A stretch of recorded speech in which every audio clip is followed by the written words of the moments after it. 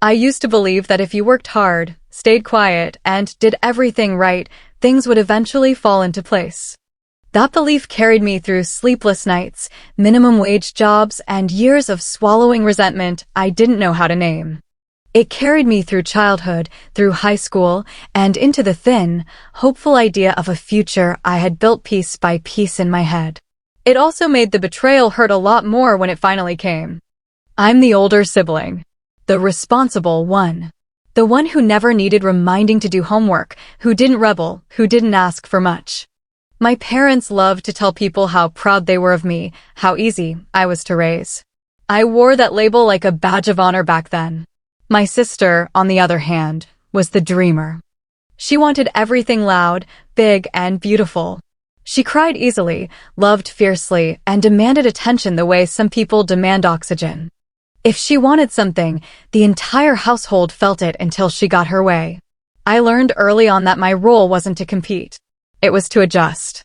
Growing up, my parents had a phrase they used constantly: family comes first.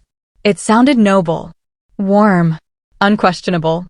What they didn't tell me was that in our family, first always meant my sister. College was my escape plan. Not in a dramatic, cut everyone off way, just a quiet promise to myself that I'd build a life where I didn't have to keep shrinking to make room for someone else. My parents weren't wealthy, but they were planners. They'd been putting money away for my education since I was a kid. Every birthday card from my grandparents, every bonus my dad got, every "we'll skip vacation this year," it all went into what they called my future. They talked about it constantly. This is for your college. We're investing in you. You'll never have to worry about tuition. I believed them. Why wouldn't I? I worked my ass off in school.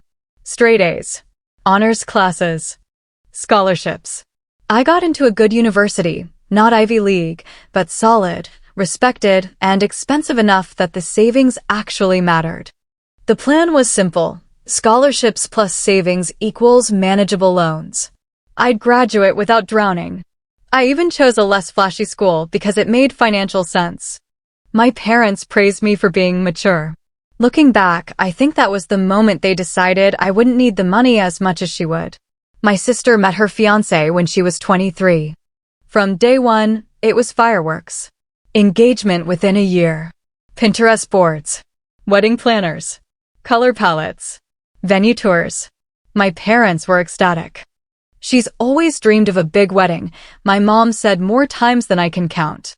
No one ever asked what I dreamed of. I was already in college when the engagement happened. I remember sitting in my tiny dorm room, eating instant noodles, listening to my mom gush over the phone about centerpieces and floral arches while I calculated how many hours I'd need to work at the campus library to cover my books that semester. I didn't resent my sister for wanting a wedding. I resented the way the entire family orbit shifted around it, like everything else became background noise. Still, I kept my mouth shut. Family comes first, right?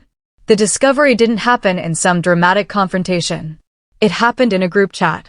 A stupid, casual, completely avoidable group chat. I was at work when my phone buzzed. Lunch break. I remember because I'd been looking forward to it. I had leftover pasta and 10 minutes of peace. The family group chat was usually quiet. Memes from my dad. Occasional updates from my mom. Wedding planning messages had ramped up lately, but I mostly muted them. This time I opened it. And my entire world tilted. My mom had sent a message meant for someone else. Mom, the venue deposit is finally paid. Thank God we had the college fund, otherwise I don't know how we'd have done it. Face with tears of joy, red heart. There was a second where my brain just stopped. College fund. Venue deposit. Together in the same sentence. I stared at the screen, rereading it over and over like the words might rearrange themselves into something less horrifying. Then my sister replied. Sister, I still can't believe you guys did that for me. Loudly crying face. I'm the luckiest daughter ever. My hands went cold. I scrolled up. There were messages I hadn't seen yet. Photos of the venue. A breakdown of costs. My dad joking about how this wedding better be worth it. Someone reacted with a heart. No one mentioned me. Not once. I remember standing up too fast, nearly knocking my chair over. My coworker asked if I was okay. I said yes. I wasn't. My chest felt tight, like I'd been punched from the inside. The noise of the office faded into static as one horrifying thought looped over and over. They took it. They took my future. I typed. Deleted. Typed again. Finally, I sent one message. Me? What college fund? The chat went silent. 3 dots appeared. Disappeared. Appeared again. My mom replied. Mom, we'll talk about it later, honey. That was it. No explanation. No apology. Just a dismissal. Like my life could be postponed until it was more convenient. I left work early that day. I don't remember the drive home. I don't remember unlocking my door. I just remember sitting on my bed, phone in my lap, staring at that message until the screen dimmed. Every memory suddenly felt tainted. Every "we're so proud of you." Every "this is for your education." Every sacrifice they'd talked about. All of it had apparently been conditional. And no one had thought I deserved to know. That night, I didn't sleep. I kept replaying moments from my childhood, searching for signs I'd missed. The way my parents jumped when my sister cried. The way they told me I was strong whenever I was hurt, like strength meant silence. I thought about the loans I'd already taken out. The extra shifts. The scholarships I'd stacked like sandbags to hold back debt. And I thought about how casually my future had been traded for a party. A beautiful, Instagram-worthy party. I didn't know it yet, but that group chat message wasn't the betrayal. It was just the beginning. The next morning, I woke up with that heavy, nauseating feeling you get after bad news, the kind that settles into your bones and doesn't care that the sun is shining or that life is technically going on. For a split second, I forgot. Then I saw my phone on the nightstand. The group chat notification was still there, like a bruise you keep poking just to confirm it's real. I checked my bank account before I even brushed my teeth. I don't know why, some irrational part of me still hoped there was a misunderstanding. That maybe there were 2 accounts. Maybe I'd misunderstood what college fund meant. The balance stared back at me. Barely enough to cover next month's rent and groceries. The account where the savings used to be, the one my parents had controlled for safety, was empty. Not low. Empty. I felt something inside me crack, quiet and deep. I skipped breakfast and drove to campus early. Classes blurred together. Professors talked. Students laughed. Someone complained loudly about a quiz like it was the end of the world.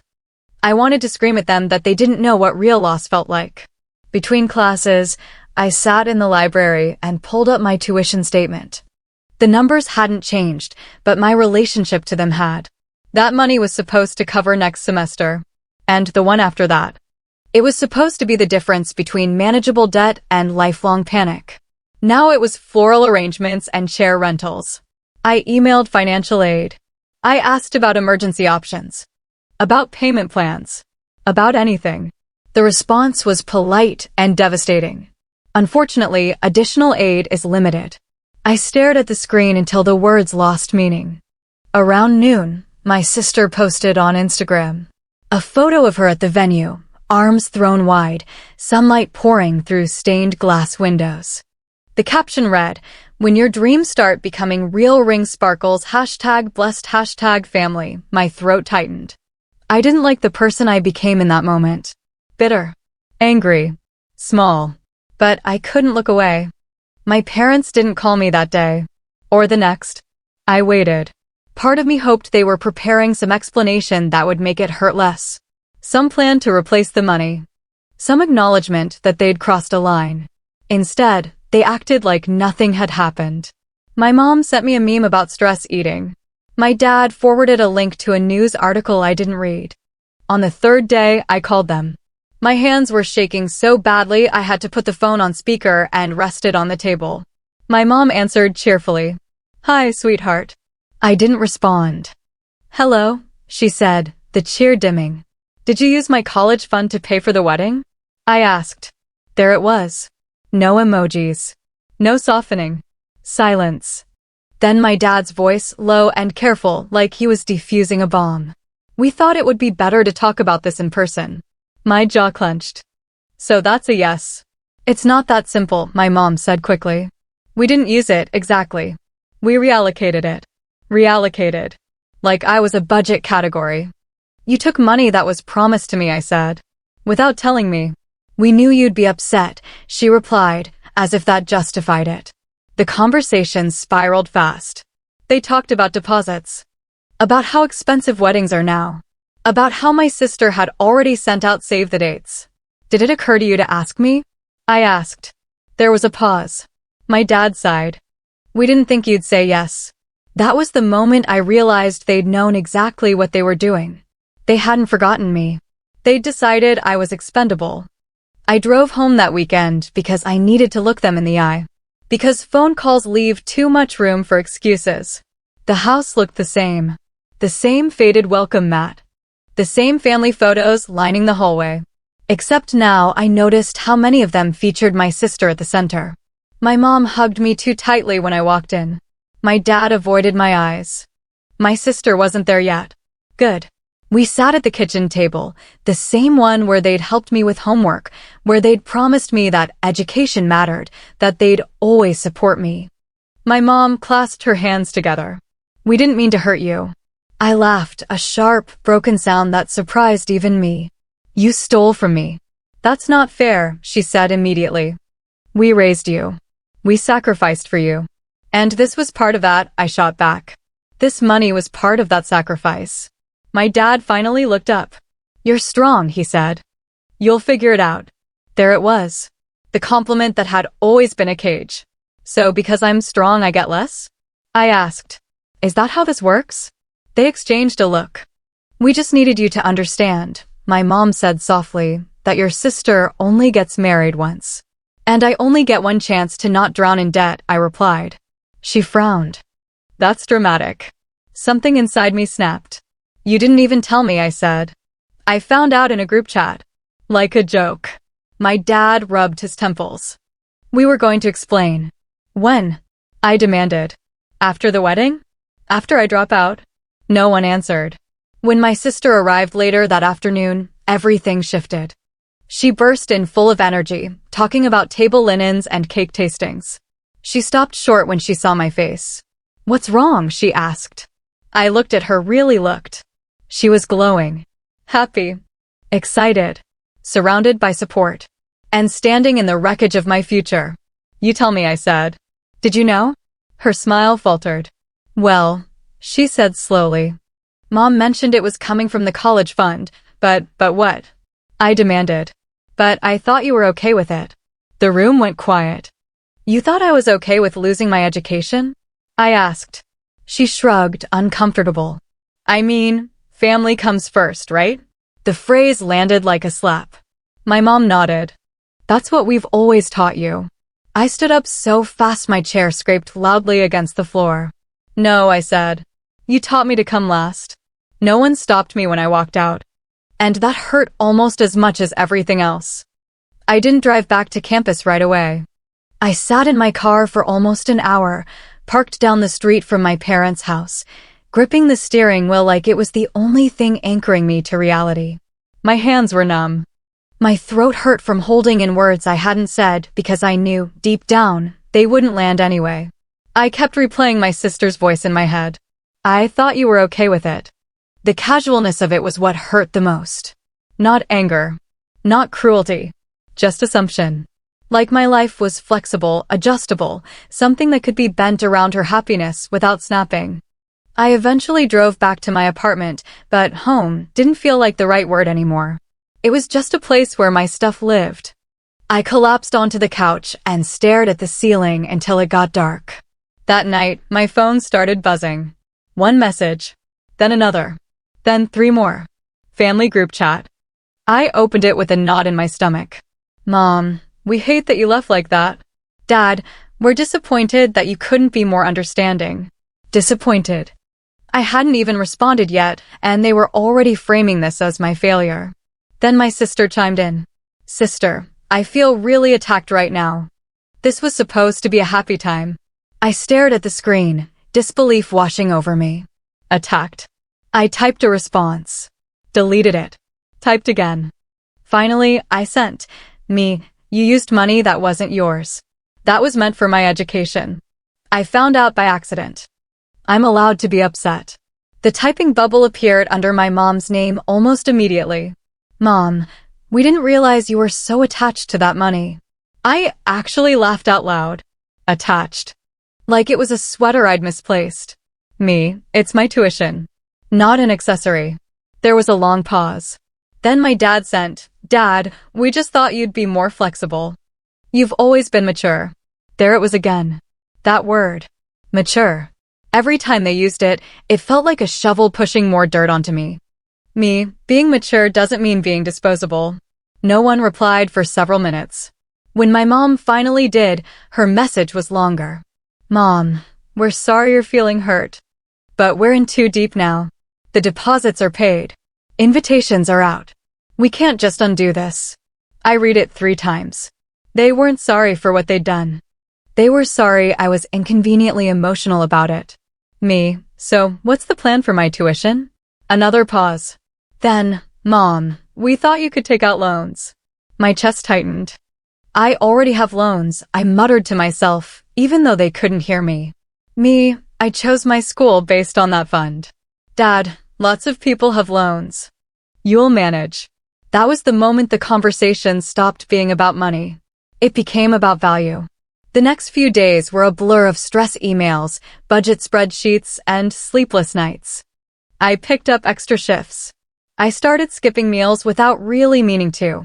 My brain was constantly doing math, how much I owed, how much I could make, how much interest would eat me alive later. And through it all, my family acted like everything was normal.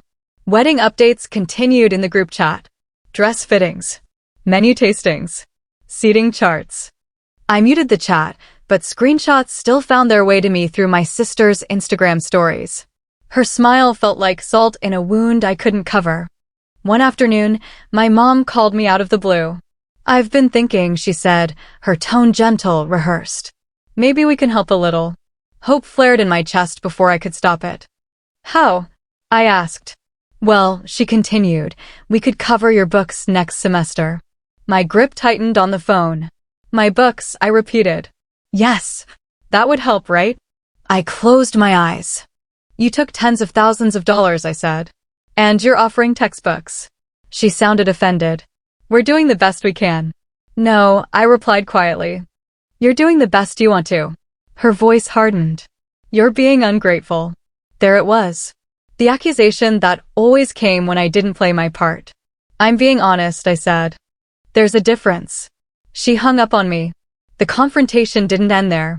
It just changed shape. Instead of direct arguments, it became passive comments. Guilt-laced check-ins. Subtle reminders of everything they'd done for me growing up. You had such a good childhood, my mom said one evening when I finally answered her call again. So did she, I replied. That's not what I meant, she said quickly. You never went without. Neither had my sister. But somehow, I was the one expected to keep sacrificing. My dad sent me an email, an actual email, like we were coworkers. It was long, carefully worded, full of phrases like family unity and long-term perspective. He ended it with, we hope you won't let money damage your relationship with us. I stared at that line for a long time. Money hadn't damaged our relationship. Their choices had. The worst part? I started questioning myself. Late at night, when exhaustion blurred my anger, I wondered if I was being selfish. If I was really supposed to just suck it up. If this was what being an adult meant, swallowing unfairness quietly. They'd trained me well. Every time I felt myself softening, though, reality slammed back in. Another tuition notice. Another bill. Another reminder that while my sister planned centerpieces, I was planning survival. The breaking point came a week later. I got a message from my sister. Not in the group chat. Direct. Sister, Mom's been crying a lot. You really hurt her. I stared at the screen, heart pounding. Me, I didn't take anything from her. Sister, but you're making this all about you. I laughed again, that same sharp, humorless sound. Me, it is about me. It's my education. She replied almost instantly. Sister, I just don't get why you can't be happy for me. That sentence did something strange to me. It didn't make me angry. It made me tired. Bone deep tired. I realized then that no matter how clearly I explained myself, no matter how much pain I laid out in front of them, they would always see me as the obstacle. The problem. The one disrupting the narrative of a perfect family. And I was done playing that role. The message came in at 11:47 p.m. I know because I was lying in bed, staring at the ceiling, replaying the scene at my grandmother's table over and over. I'd gone too far. I hadn't gone far enough. I should have stayed quiet. I should have screamed louder. My phone buzzed. I opened it and felt my stomach drop. Mom, I never thought I'd see the day when my own child would turn on us like this. After everything we've done for you, this feels like a knife in the back. Your sister is devastated. Your father is barely sleeping. And for what? Money? We raised you better than this. I read it 3 times. There was no acknowledgement of what they'd done. Only how my reaction made them feel. She followed it up with another message. Mom, we always knew you were independent. That's why we trusted you'd understand. Your sister isn't like you. She needs more support. We thought you'd be proud to help. Proud. As if my consent was a given. As if my silence had been mistaken for agreement my entire life. Then came the guilt. Mom, do you know how much stress this wedding has caused us? We're doing this for the family. Someday, when you have children of your own, you'll understand sacrifice. I typed out a response. Deleted it. Typed another. Deleted that too. Finally, I sent. You took something that wasn't yours. And now you're asking me to be grateful for it. Her reply was immediate. Mom, this attitude is exactly why we didn't involve you. You've always been so rigid. Rigid. For wanting control over my own future. The manipulation didn't stop with her. My dad called the next morning. He sounded calm. Reasonable. That scared me more. We're worried about you, he said. Why? I asked. You seem ungrateful. I laughed bitterly.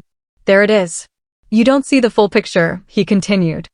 We're under a lot of pressure. So am I said. Except I didn't create this. You're letting money come between family, he said. No, I replied. You already did. He sighed. If you keep this up, you're going to damage relationships you can't repair. That was the threat. Subtle. Polite. Clear. Over the next few weeks, the narrative shifted. I wasn't the daughter who'd been betrayed. I was the daughter who was causing problems. Relatives stopped texting me. Invitations became vague. I overheard things through the grapevine. She's being dramatic. She doesn't understand how hard weddings are. She's always been sensitive. My sister unfollowed me on Instagram. Then she blocked me. The loneliness was crushing. I started doubting myself. Maybe I was being dramatic. Maybe everyone sacrificed for family. Maybe this was just how things worked. That's the thing about manipulation, it doesn't scream. It whispers until your own voice sounds wrong. The breaking point came unexpectedly. I received an email from my school. Payment overdue. I stared at it, heart racing, hands sweating. I forwarded it to my parents with one line, this is what your reallocation looks like. My dad replied hours later. Dad, we can't help you right now. Everything is tied up in wedding expenses. I closed my laptop and cried until my chest hurt. Not because I was surprised, but because, in that moment, I understood something with painful clarity. They weren't choosing my sister over me. They were choosing themselves, their image, their pride, their idea of a perfect family over my reality. And they were perfectly okay watching me drown as long as the pictures came out nice. Something inside me shifted that night. It wasn't anger anymore. It was resolve. The night I realized my parents weren't going to help me wasn't dramatic. There was no screaming, no confrontation, no final text that pushed me over the edge. It was quiet. That made it worse. I sat on my bed with my laptop open, staring at the overdue notice like it might dissolve if I blinked hard enough. Outside my window, someone was laughing, the careless, loud kind of laugh that comes from not having your future dangling by a thread. I closed the laptop. And for the first time since the group chat message, I stopped waiting for my parents to fix what they'd broken. That was the turning point. Not forgiveness. Not acceptance. Detachment. The next morning, I went to the financial aid office in person. I didn't cry. I didn't apologize. I didn't soften the truth. I told them exactly what had happened. They'd heard variations of the story before, parents who promised help, then disappeared, funds that vanished, family support that turned out to be conditional. The counselor didn't look shocked. She looked tired. But she helped me. Emergency grants. Payment extensions. A brutal but survivable loan restructure. A list of campus jobs that paid slightly better than minimum wage. It wasn't fair. But it was real. I walked out of that office with a folder full of paperwork and a strange sense of relief. The illusion was gone. The fantasy of my parents as a safety net had finally collapsed. I was angry, but I was free. I took on more work. Early mornings. Late nights. Weekends that bled into weekdays until time felt like one long blur. I learned which grocery store had the cheapest staples. I learned how to stretch meals. I learned how to live with exhaustion like it was a roommate who never paid rent. And slowly, painfully, I learned something else. I was capable. Not because I was strong, that word my parents loved so much, but because I had no other choice. The difference mattered. My parents noticed the distance. Not the kind you can measure in miles, but the kind you feel in conversations that go nowhere. I stopped updating them about school. Stopped explaining my schedule. Stopped answering immediately. My mom accused me of being cold. My dad accused me of shutting them out. Neither of them apologized. A month before the wedding, my sister reached out. It was a text. Short. Uncomfortable. Sister, Mom says you might not come to the wedding. I stared at it for a long time. I thought about the venue photos. The Instagram captions. The way my future had been quietly emptied to make room for hers. Me, I don't know yet. She responded almost immediately. Sister, that would really hurt me. I felt something twist in my chest. Really hurt you. Always that framing. Me, I'm already hurt. She didn't reply. A week later, my mom called. She didn't ask how I was. She asked if I'd chosen a dress yet. I don't know if I'm coming, I said. There was a sharp intake of breath. You can't do this, she said. People will talk. I closed my eyes. People are already talking, I replied. They just don't care what happened to me. She went quiet. Then, softer. This isn't about you. That was it. That was the sentence that finally killed the last piece of hope I'd been holding onto. Exactly, I said. And hung up. In the weeks leading up to the wedding, something unexpected happened. I started sleeping better. Not longer, I was still working too much for that, but deeper. Heavier. Like my body finally understood that the danger wasn't coming from outside anymore. I stopped checking the family group chat. I muted my sister on social media. I started imagining a future that didn't include constant disappointment. It was terrifying. And it felt like oxygen. The day of the wedding arrived whether I was ready or not. I woke up early out of habit, not obligation. Made coffee. Sat by the window and watched the city wake up. I hadn't decided yet. Go. Don't go. Either choice came with consequences. I looked at my phone. There were 3 messages. One from my dad. Dad, we really hope you'll be there. This is important to us. One from my mom. Mom, please don't do something you'll regret. And one from my sister. Sister, I need you today. I read that last one twice. Not, I'm sorry. Not, I understand. Just, I need. I thought about everything I'd given up without being asked. I put the phone down. And made my choice. I did go to the wedding. Not for them. For me. I needed closure, not reconciliation. The venue was exactly as expensive and breathtaking as the photos promised. Flowers everywhere. Soft lighting. Guests dressed in smiles and formal wear. No one noticed me at first. That felt symbolic. My parents spotted me during the ceremony and visibly relaxed. My mom dabbed her eyes, probably telling herself everything was fine now. It wasn't. The reception was worse.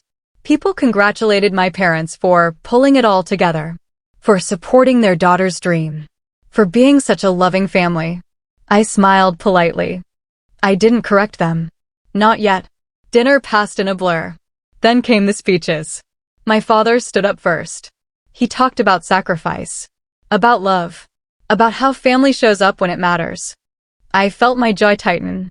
Then my sister took the microphone. She talked about gratitude, about how lucky she was, about parents who always put their children first. The room erupted in applause. I stood up.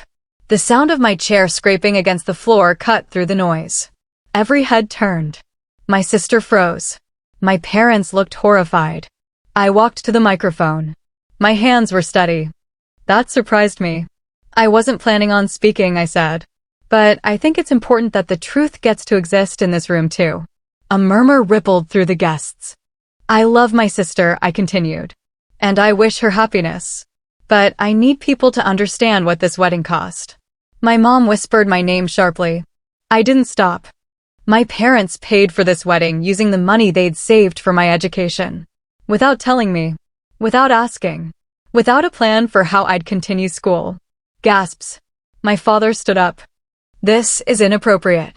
So was stealing my future, I said. The room was silent now. I worked 2 jobs. I took on debt. I almost had to drop out. And when I asked for help, I was told to sacrifice. Because family comes first. I looked at my parents. But family only came first when it wasn't me. I stepped away from the microphone. No one clapped. No one spoke. I walked out. I cried in my car. Not because I felt guilty. Because I finally felt done. I didn't speak to my parents for 6 months after the wedding. Not because they didn't try. They sent messages ranging from furious to sorrowful to self-pitying. Apologies that focused more on embarrassment than harm. Invitations to move forward. I didn't respond. I finished the semester. Then the next. I graduated later than planned. With debt. With exhaustion. With pride I earned the hard way. My relationship with my sister never recovered. She never apologized. I stopped waiting for her to. Years later, my mom told me she wished things had gone differently. I told her I did too. But wishing doesn't undo choices.